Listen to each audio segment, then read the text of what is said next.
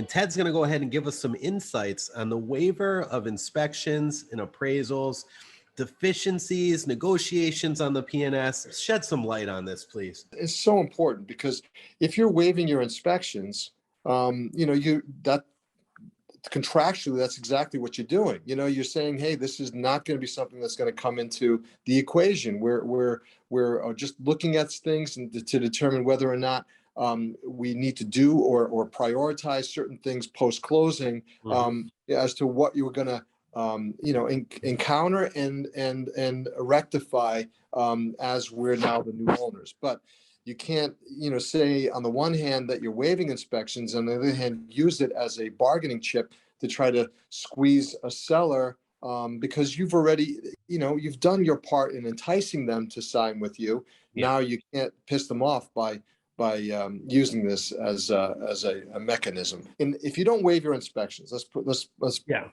pull back, and you say, I want to do my inspections. I got 7 days to do it. Then normally what happens is you get an inspector to check things out. They put it in a report, and then you review it with your agent. You determine what issues need to be addressed that you want addressed by a seller, and you also want to be sensitive to the fact that you don't want to get the seller to a point where they're just going to say, no, we're not going to negotiate with you. You want to just be reasonable with the resolution, right?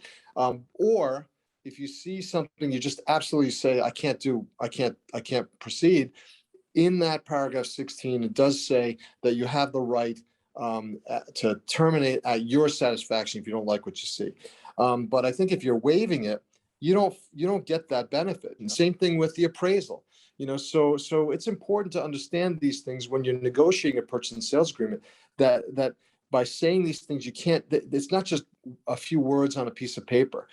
It does have some contractual obligation. One other thing that I'm seeing that we're doing on the DiSpirito team is we are telling our clients, look, instead of waiving your inspections, if it's a highly competitive situation, you can put in there, subject to inspections of health and safety items, like you said, Ted, or you can also put, buyer will not ask seller for any repairs or replacement of items unless they exceed $2,500 or $5,000.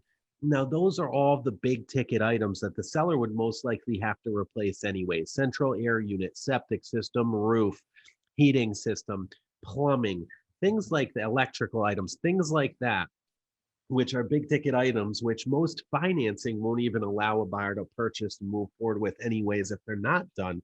So that's a win-win type of situation where I think that buyers can make sure that they cover their assets. See what I did there? And sellers can also, realize they're dealing with a reasonable situation.